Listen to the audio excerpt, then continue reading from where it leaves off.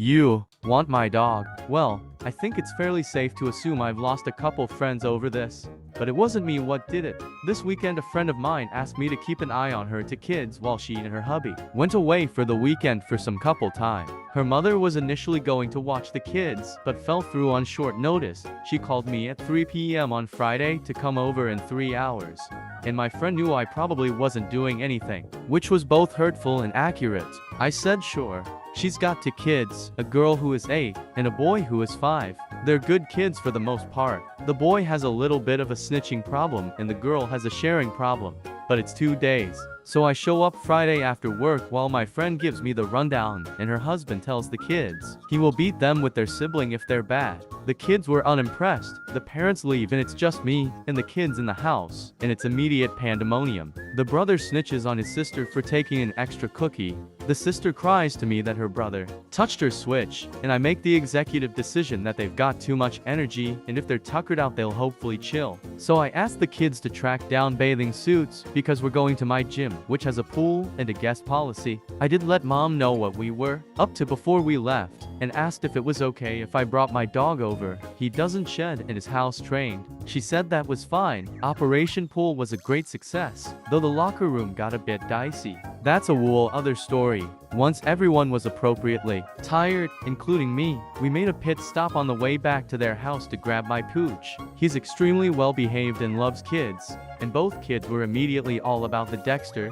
and the Dexter was all about the kids. Ground rules, no pulling on his fur, and he goes where he wants. Kids kinda struggle with the notion that a dog is not a toy. I obviously kept him out of places where he wasn't supposed to go, but I'm a grown-up. Allegedly, miraculously after the swim and chasing the dog around the house left the kids to poop too. Pop, and both fell asleep watching a Disney film on the TV. After the movie I woke the kids up to trot off to bed and didn't make them brush their teeth. For the record, the son did indeed eat me under a bus when mommy called in the morning. I told the kiddos that if they left their doors open, Dexter might sneak in and give them cuddles. I increased the likelihood of this by sleeping on the couch and not leaving him a spot. He expressed his displeasure with me by flouncing off and going into the boys' room to sleep. Great success. Saturday we went for a hike in the morning, had a nap, and then played ball with the dog and generally had a pretty chill day. Diffused the sharing issue by explaining to the girl that the pup has feelings and wants just like any person, and she can't control him that way. She appeared thoughtful, and then immediately started yelling at her brother for hogging the dog again. At least she wasn't mad at the dog. I successfully heated up the casserole mom had left me for dinner following her carefully laid out instructions, admonished the kids to not give him people food, and was soundly ignored. I did draw the line at a couple morsels from each kid and put my foot down. More than that and he's gonna get the runs, and nobody wants that. That night I made sure Sis got a turn by again hogging the couch and also closing the boy's door, since he got a turn already. The girl was smug. The boy made me call his mom. Mom wasn't happy that my dog was in her kids' beds. I reminded her that he doesn't shed and can't smell worse than the kids, and her daughter might burn the house down with us inside if she doesn't get a turn. Mom accepted defeat. Saturday night was again relatively peaceful, though toothbrushing did happen. Early Sunday morning I got woken up by having my dog step on my testicles, which is a thing he's really good at, and he was mad at me for not leaving any room. I made room. Apparently the girl tried to do something he didn't like, and he noped out of there. She wasn't happy about that, but was appeased by my pain enough to go back to bed.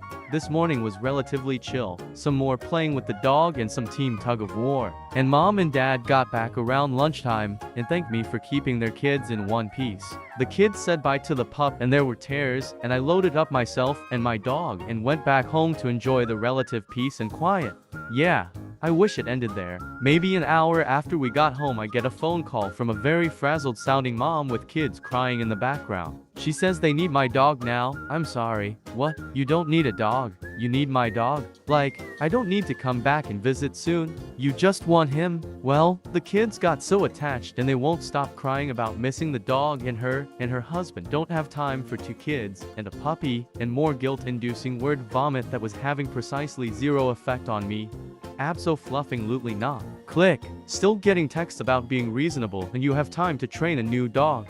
48 hours of free babysitting isn't enough? You want my dog too? Not in this lifetime. Entitled mom thinks adults only doesn't apply to her kid at resort pool, removed by staff. My husband and I are currently vacationing at a 5-star hotel. There are 2 separate pools, one for kids or families, and the Serenity Quiet one for adults 21 plus is enforced. Both pools are very clearly marked as such by large signs placed around the perimeters of each. We have been here for a few days, and it has been literal paradise.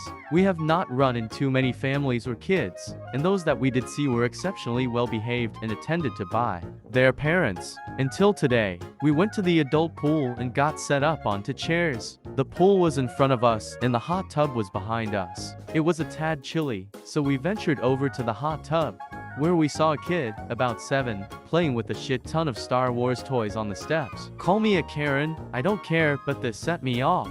We came to this resort specifically because of the 2 very separate pools with enforced rules. I want to relax. I don't feel like hearing screaming kids on vacation. I went over to the attendant stand and asked if the hot tub was for families, and if so, was there an adults-only hot tub that we might be directed to. I knew the answer. I just didn't want to come across as too aggressive. I was told that the hot tub was, indeed, for adults only. So I proceeded to tell both pool attendants that there was a child in the hot tub and I didn't know if his parent was nearby. You guys, both pool attendants were basically like, hell no, and walked very fast over to the hot tub and told a woman who was apparently the mother of the child that it was adults only and they had to leave. The kid was told to get out. Crying or screaming ensued, and he and the mom then just sat on the chairs. But wait, there's more. After about 5-10 minutes, they were still sitting on the chairs in the adult area, and again, the attendant came over and informed them that the area was adults only, and they're not even allowed to sit there, even if they're not actively using the hot tub, and was pissed, angrily packed up their stuff, and both were ushered out of the adults area. I suspect they were there because the kids pool area was super busy, and didn't want to deal with other kids and or couldn't score a chair. We tipped the attendants generously on our way out and are already planning our next vacation here. I wish more businesses would realize that not everyone wants to commingle with families' kids. ETA, the best part is that this particular hotel has kids programming all day, a kids club, and the kids or family pool is actually much bigger and nicer than the adults pool. It also has kids water attractions, like ones you would see at a splash pad, a huge bucket that spills water, water guns, fountains, bubblers, etc. Why would you not be there? Oh, I know, because the mother's an entitled, selfish a hole who didn't care about her kids' enjoyment or that of the adults around her. ETA number 2, IT happened again today. We were at the adult pool again this morning, and a mother pushing a stroller with another kid in tow tried to sneak in the side entrance of the adult pool area. Not so fast. The same attendant from above stopped them and escorted them out so fast their heads must have been spinning. The kids' pool is absolute madness right now with it being Mother's Day, and there aren't many chairs left, so I'm guessing she thought the rules don't apply to her. This amazing attendant will be getting another generous tip today. ETA number 3, to address a few common questions comments. Ray, the resort Ritz-Carlton in Key Biscayne, fell. Highly recommended. We will definitely be returning. Ray, what if the child is neurodivergent or has sensory issues? I honestly don't care. If the kid's overstimulated, he can be taken back to the hotel room for some quiet time, or literally anywhere else on the resort that is open and available to him. I also have sensory issues due to cancer treatment, and I'm not about to sit there and deal with someone else's poor planning. Not my problem while I'm on vacation. Especially while there are multiple outlets or accommodations for children and literally only one for adults. Ray, the great comments. Thank you to the parents who have offered their support and words of encouragement. The world needs more of you.